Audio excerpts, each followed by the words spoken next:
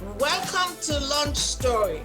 In each episode, you will get a behind-the-scenes look at a course, a program, a product launch. Here is your host, Dr. Ada Barlatt. Okay, hello everyone. Today I am super excited to have Emily Crookston join me, and we're gonna have a great conversation.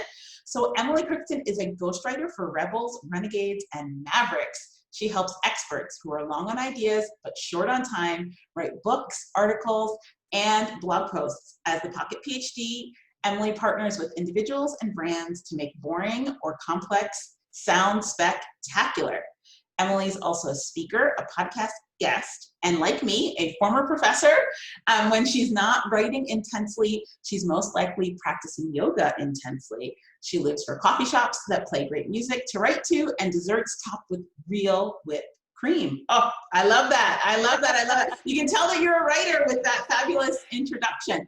So Emily, tell us about your business and what you're launching. Hey, Ada, thanks. I'm so excited to be here. Yeah, I'm happy to have you. Yeah, so fun. My business, I am a solopreneur.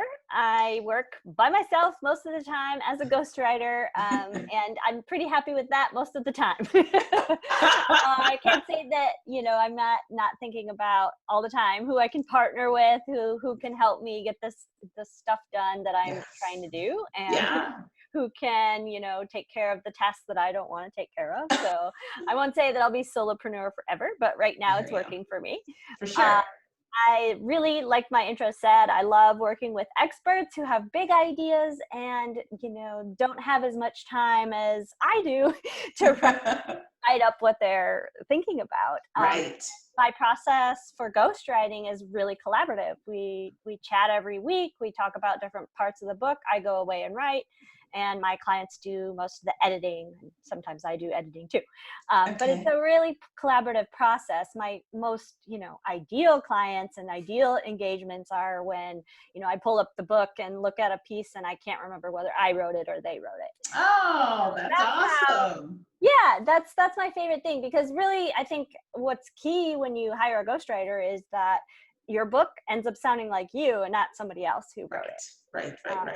And, there's different ways to work with ghostwriters. I've done the other way too, where it's like, here's my idea, go write the book, come back in 2 months. But the collaborative thing is my favorite way to do it. Yeah, that sounds awesome. And I love how you have skill sets. You were talking about partnering. Like, you definitely have skill sets that I do not have. We were both professors, but in very different worlds. Like, you were a philosophy professor, I was in engineering. So we have complementary skill sets in that regard, like the idea.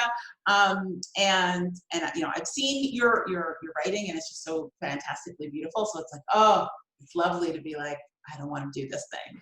Hand over to someone else. It's almost in some ways similar with the technology and the analytics and the stuff that I do for my clients, that there's that whoosh of to pass over a task to an expert, someone that will do the job so well. But then you don't have to do it. That's something we definitely have in common in different areas, which is awesome. So I know that you launched something. Tell us, what did you launch? Yeah, so I launched a course to help authors who want to write their own books. Okay. I was like, not everybody wants a ghostwriter. Lots of authors want to write their own books, and they feel really strongly about that, and cool. So it's a DIY course, basically. I call it Business Book 90. So I really try to focus on writing all nonfiction, mainly personal development or business development stuff. And so I created this course with that in mind. So it's for business owners who want to write their own thing. It's called Business Book 90, because you write it in 90 days if you follow the program. Wow, so a full book from nothing to book, 90 days. Yeah. And the way that I rolled it out is, each module is released every 2 weeks. So there's time in there for you to do your writing, along with following the modules and taking the course and doing the things that, the homework. To get things done. Well, that's going back to your professor days, I suppose. Structuring a very complex thing and breaking it down into parts and assignments. So that is so cool. So you gave us a little bit of the background as to why you decided to create this course to complement your ghostwriting skills. What was it like for you to create the course? Are there videos? What was it like to actually build the content? Yeah, so I took a course to create the course. Okay. It was really, really helpful. Okay. And it was a good kind of boot camp. I knew before I created this course that the only way I was going to get it done is if I had a boot camp kind of situation.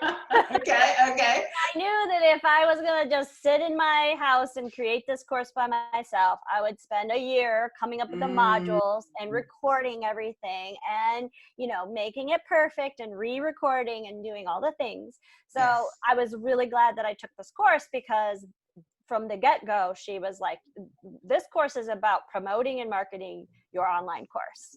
And you create the course after you sell it. And I was like, light bulb moment. Yes. You create it after you sell it. That's so smart because that way, you can even look at who buys the course and figure out kind of tailor the information to those people. Yes. And it gives you the incentive to get those modules finished. And because your students are there, they're waiting for the next thing. So that was a really smart move. I'm glad on my part, really smart that I was really glad that worked really well for me. And the boot camp side of things that here's the thing to do, now to do the next thing, and having the community there to sort of brainstorm ideas was super helpful. That is so awesome. One other great thing about pre-selling or selling your course before it exists is to validate there's a market for it. Right? Yes. There are so many times that people put tons of time and energy into a course that unfortunately there's just not the market to support it. And they spend all that time that they could have done doing other things. So definitely doing the marketing up front is important and great. So you've gone through the process. You went through this course to build your course and you went through the marketing process. Clearly got some sales and built your course, which is amazing. Congratulations on that.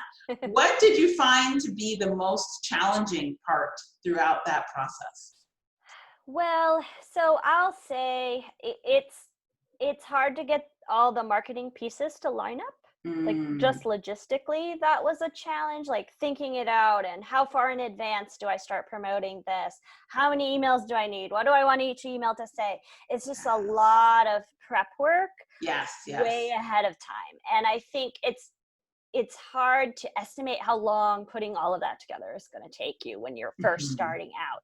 So the course was would tell you to set the launch date. And you're in the first module of this course and you're trying to set a launch date 6 weeks out or something. And you're like, I don't know if I can do all this. So I did have to push my launch date back a few times. I mean, it's okay because you don't put it out in public. You have your own calendar that you're working from. But when you're trying to do other things, I really felt like creating this course was could have been my full-time job for. Oh yes, for sure. So when I was trying to do it along with other things, the launch, I think it was originally supposed to happen in July and it ended up happening in September. Okay. So that was okay, but that makes me personally a little nervous because it was just hard to set a date and then try to figure out all these moving pieces and then no, I'm not going to make it and creating all of the pieces, all the marketing stuff. Right. A lot of time. I think I did a free webinar to get people to sign up for the wait list. Okay. So that was one thing that I had to put together that took a lot of time and a lot of effort. So that was, I think I did it as a narrated PowerPoint, basically slides. Okay. And then I sent out emails, getting people. So I did a launch where the cart closes, right, rather than making sort of an evergreen thing to start. To sort of try to figure out how many people were going to sign up ahead of time and things. So then I ended up sending a series of emails, maybe 7, every day for a week or 2 weeks or something, Right.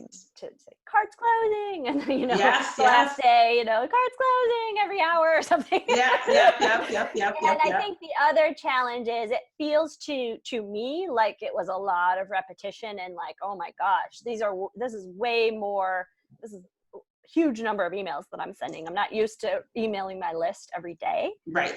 So that psychological barrier was a little bit challenging. Like, oh, I'm bothering people. Isn't that amazing? It happens in so many launches. Like, the funny thing is, and what I like to tell people is, do you open every single email in your inbox? Most likely not. Exactly. And moreover, since you're, I'm assuming that you're a perfectly ethical email marketer, everyone on your list has said, oh my gosh, Emily, I want to hear from you. I'm on your list. I've said that for sure. And so it's good for you to share the word with what, how you want to help people. And it's not that you're out there, trying to only get their money. Like you've shared a lot of value. You shared your webinar. You have a world of expertise, and I'm sure your emails were not "give me your money" emails. No. So there was, there was value in the storytelling and the things that you were giving. But it is an interesting little mindset shift, and it happens with almost everyone I've worked on their launches, or everyone that I talk to about launches. It's like, oh my gosh, so many emails. Right. It feels like a lot. And since that, like, you have to get used to, it feels repetitive to you, but like you said, not everyone opens every email. People delete things. People aren't in their email boxes every day, so they might miss it, whatever. So that's an important thing to remember. And I only got one response that was like, you send too much spam. Oh, wow. Yeah. And they replied to you. Yes, that was just once. Yeah, just once. Interesting. That's interesting. At least that they reached out. I know that in sometimes, depending on like the method that you're following, but there's certain techniques that you have people sort of opt in to your launch list, right? So everyone knows that you're selling this particular thing. So it's sort of a segment of your bigger list. Right. You send to all your launch messages.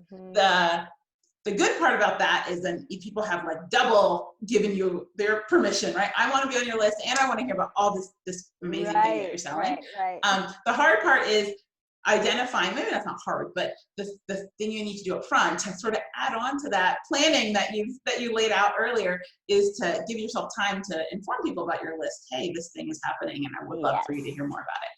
Come over here. But I love how real you are about the amount of work, because it is a ton of work to get it all done.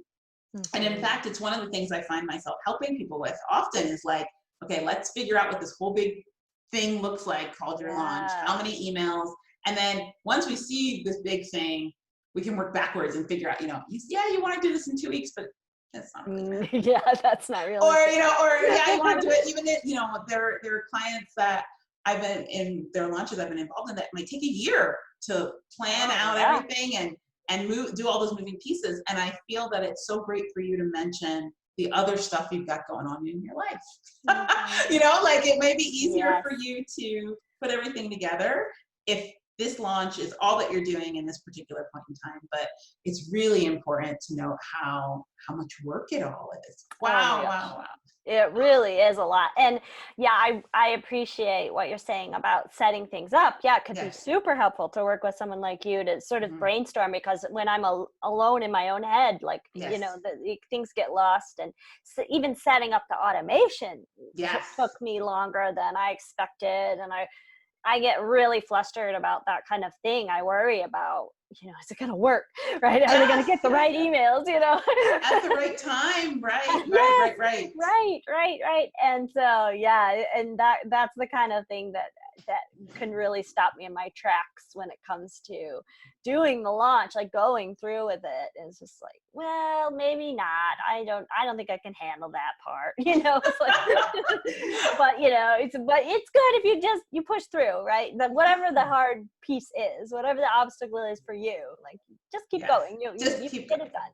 And it doesn't even matter if, so you email your list and say this thing is launching, but you realize you can't launch it. Like suppose you did go public with your launch date and it was late. who's paying that close of attention? They're just, they're really not. They'll wait. No And if one. it's something they really want, they'll wait 2 weeks or whatever it is, you know. For sure. And For you can sure. use that time to build more momentum and interest around the course. So And it could be a good thing. For sure, and get yourself organized. And I find that the interesting thing about email, one of the things I love it the most, and I'm curious on your take as a writer, is that it's really relationship based, right? So if these people, technically, I know not everyone on your emails is your friend, but there are people that have said, hey, I want to hang out with you, in essence. And so if you go to them as a person and say like, hey, you know, the crap hit the fan, or, you know, something happens and I can't, you know, 2 weeks ago I said I was going to do this today, but it really isn't going to work. You can communicate that like you would to a friend or a colleague, and, you know, the world doesn't come to an end. That's right. I am curious, because I think you might be the only copywriter, ghostwriter person I've interviewed so far. I'm curious what your take was on writing the emails, like the actual content. It's my biggest phobia personally, because I focus on the tech and the data. But for you, was that fun? Was it overwhelming? Did you have a full story arc? Did you have little, how did you do it? Yeah, that's a great question. Yeah, so as a ghostwriter, copywriting is not my favorite thing. So writing the snappy copy that's clever, that you know is gonna be salesy but not too salesy, I find that a little bit of a challenge personally. So that was another good thing about the course that I took, because she gave us a lot of help with the story arc, like you're saying. And it was, you know, the first email can be about, you know, the value of the course. The second email is about your journey and why you're creating this course now. And the third email is about a challenge that the course handles and solves, you know, a problem. Wow. So it was nice that way, that it gave us prompts to help with coming up with the salesy copy. Because that is, I couldn't have come up with that arc all on my own, I don't think. For sure, for sure. And I've also taken, I don't think we took the same course, but I took a different course about product launching and service launching. And for me, like getting those little scripts or getting that story arc is like gold. It's like, yes. I know. It's Even so I was just saving emails from other people who were, you know, in my email inbox, you know, that sort of thing. And like, oh, I really like the way she did this. Let me, you know, save that so I can use it as inspiration later. And all of that stuff helps. But yeah, it takes a lot to come up with those stories. It does. And it's funny.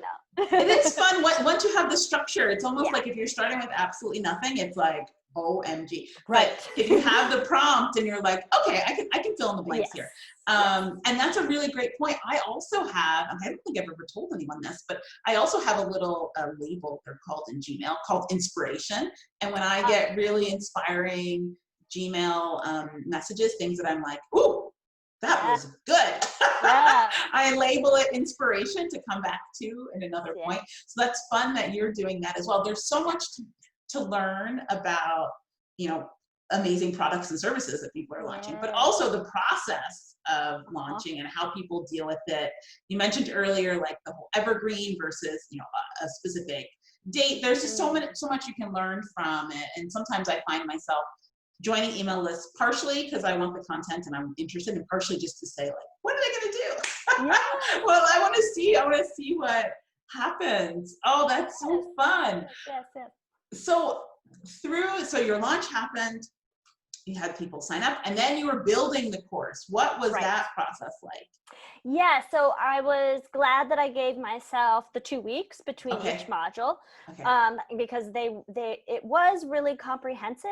And sometimes I wonder, you know, it'd be nice to take that course and break it into smaller pieces so that, for example, one module, you know, I have a module on editing and I have a module on marketing and promoting your book. Maybe people have already written the book and what they need is the module on marketing and publishing, you know. So at some point I'd like to break those pieces up into smaller mini courses for that. But so it was comprehensive. There was a lot that went into creating the videos. Some of them were face-to-face, where I was sort of reading a script that I had written or just talking off the cuff. A lot of them have slides that go with it, and I'm talking on the slides. Basically, what I used was Zoom, which was found to be the easiest way to record. And I just had my own little personal meeting with myself and recorded the modules. And then, of course, coming up with the workbook and the worksheets to help prompt my students in each piece of the course. That was a piece in and of itself. So yeah, I would say for each, maybe I tried to keep the videos around 20 minutes or less. Okay. But each module has like several videos with it, maybe, you know, up to 6 or something. So it could take you a couple hours to get through a module. It's a lot. Yes. And that's why I wanted to give you 2 weeks to get it done. And also my recommendation, if you're trying to write a whole book in 90 days, you really need to be focused on writing about 5,000 words every day. No, sorry, 5,000 words a week. I mean, not a day. No. Yeah, because you're aiming to get about 40,000 words. So in about 8 weeks, you can get that draft written, and then you can spend a little more time for editing and promoting and things. So that's, so, you know, because I'm asking them to do that as their homework, you know, I can't ask them to do a whole lot more beyond the writing. But yeah, and I mean, the goal of the course is to help you to get those words done. So, you know, that's kind of the big finish. You've got to get those words done. So, yeah.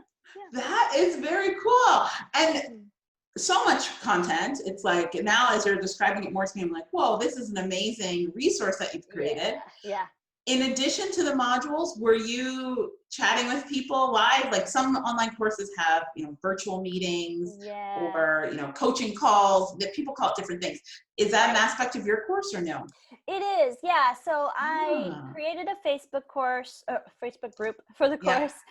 And I did include, I think, 3 one-on-one coaching calls. Wow. Throughout the 90 days. Not everyone takes advantage of those calls, and of course that's another one of these another challenge to doing it this way. The course, once you buy it, you have it for life.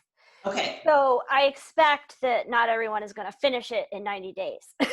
Right. So you know, you do what you can to prompt people to keep going. But ultimately, when you take an online course, it's up to you to do it and finish it. So yeah, I did a lot of I worked those coaching calls in there to sort of help prompt people to keep moving along. And when they get stuck, call me. Let's talk about it so we can keep moving forward. So that is so cool. This is like an amazing. I'm like, if I wanted to do the writing, this sounds like perfect.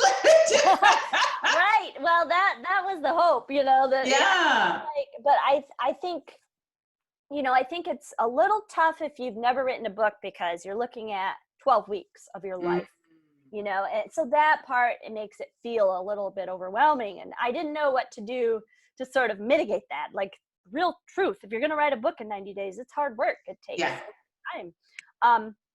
So for that perspective, like making sure that people are aware of the expectation is really important up front. Like, you know, if you're going to be committed to this is what it is. And it's not a cakewalk. It's not, oh, take this course and magically your book appears. Right. A lot of work that goes into it. And you know, so making that my first course was, you know, I'm like, yeah, let's go big, you know. I'm just creating a mini, you know, week course. It's 90 days, 12 weeks, you know. Right. But to do a whole book, and when I did my own vocal validation, you know, I called people and I said, what are you looking for? What's your biggest obstacle to writing a book? And I kept getting the answer, like, I just want a soup to nuts. Show me how to do the whole thing. So that's what. So there it is. I love that it's soup to nuts. I love that you're honest about the amount of work that it takes, because it's a little bit of an open secret that not everyone, a lot of people that sign up for online courses don't finish. So I feel like you're being very honest and sort of living in integrity by saying like, hey, this is going to be a lot of work. The other great thing I love with sort of putting my systems workflow brain on it is I'm like, now you have soups to nuts. So this is so cool. You could pull out the publishing piece, and you could pull out these different, and the modules sound so in depth that there is opportunity for you to pull out this pieces of this massive asset that you have to share with people. And I think that that is really, really, really cool. And even spread it out over a long period of time. That's amazing. Yeah, I think that's a great idea, because I might have people who, okay, well, I've got a month to do this piece. Yeah. So, and then in 2 months, I'll come back and I'll do the second piece, you know, that kind of thing. I mean, I do think, the more I think about it, the more I think breaking it up makes a lot of sense that way. Yeah, I feel like there's a lot of stuff that you can do with this really cool, amazing piece of content that you put so much time and energy, and like worksheets, and oh my gosh, there's just so much that you can do with all of this. That is so exciting. So I think this might be my last question. Probably not though, because I love questions, but we're getting there. What do you think you'll do next? Do you have a launch of Business Book 90 coming? Or do you feel like the next thing is to break it down, something else? What do you feel is next? Yeah, that's a great question. So I thought I could launch the thing in the spring. I actually tried launching it in the spring because I thought, look, people are sitting at home because of COVID. Yes. And maybe they're thinking about writing a book because maybe they have more time than normally when there's not a pandemic. And so I tried doing a little soft launch. I just did like 3 emails, sent it out to my list to see what would happen. And no one bought it during that soft launch. So my sort of, you know, and I hate to draw conclusions, as you know, as a data scientist. Draw conclusions from such a small sample 3 size. is not enough. But I'm in my head, I'm like, oh, you know, this course is a little expensive. It's $1,200. It's a lot for an online course. Maybe people don't want to spend that kind of money right now when it's so uncertain, you know. So I started thinking that I'd like to do a smaller offer, something that would be more accessible to people, like a $99 offer. So I think that is going to be my next move with it, is breaking it off into these little pieces. Smaller chunks. Maybe I could sell each module separately and also a bundle, or, you know, something like those that. lines. So that would be my next move. Yeah, I feel like you have lots and lots and lots of potential options, but I know that, you know, $1,200 is, you know, I'm not trying to diminish the amount of money. It is a lot, $1,200 US dollars. But I do know that people are buying courses in COVID, and I do know that, you know, what you have to offer is so interesting and so powerful. And I would be curious for you, or maybe I would invite you to launch it again, and maybe put more than just that soft launch. And see, because there's a lot of value in what you're doing. Thank you. Yeah, I think you're right. I also think it might be nice to add like a live component. Yes. I know one thing is it would be great to create more of a community around the course. And I think that's another thing that takes time and takes effort to really, I mean, that's almost a launch in and of itself. That group going. And, you know, ideally, I think the course would have a lot more value with the feedback and the brainstorming with others along the same path. So I think in the future, you know, I would add some of those live components and help sort of maybe generate more community around. Right. I think that could be really helpful. Yeah. Well, no matter what you do, I know that like the sky is the limit with this. Like there will always be books. At least I'm really hopeful that there will always be books in all sorts of different formats. You know, like I adore my Kindle and my Audible. So there will always be books and people sharing information. It's such an important format for people to share. And I know that you're just so sharp at what you do. So I'm sure that you'll figure it out. But what I appreciate most in your openness here is that you're sharing with people all the different aspects of the launching process, right? Like we talked about the marketing, we talked about building the course. Now here we are after, we're talking about following up launching, and now like different add-ons that we can use with this asset that you've created. So it's really an interesting thing for me. Like sometimes people approach launching, it's like I have the thing and I promote the thing, but the thing is ever evolving. Like on almost every project I've worked with every business owner, it's like, okay, this was the thing and now it's the thing with this little thing on here, or I'm going to drop that part. People are always tweaking and improving, and I think that that's the really important Mhm. part. Because the world is always changing, and it's very, very Yeah. all right. Yeah, Well, I mean, I've really appreciated this brainstorming session because it's giving me ideas and it's making me feel like, oh yeah, I need to go back to that. yeah, I There's a really lot do. there. Yeah. I love it. And, as mentioned earlier, I'm on your list, and I remembered, B-Book 90. Like, I remembered the title, so I was like, yeah. oh wow. So I think I do really Cool. feel that there's probably opportunity to do maybe a larger launch, maybe fresh off your webinar. Who knows what that could be? But Yeah. I know how much you put into the course. I know your expertise in this area, so and hearing about it more, I'm like, whoa. It's like one-on-one coaching. Oh my gosh, Yeah, that's amazing value. Yeah. So I'm Cool. excited to see what you do with it. So let's tell everyone, where can they learn more about Business with 90 and your business? Sure. Yeah, you can find the course sales page on my website, which is thepocketphd.com. Excellent. And the tab is Business Book 90.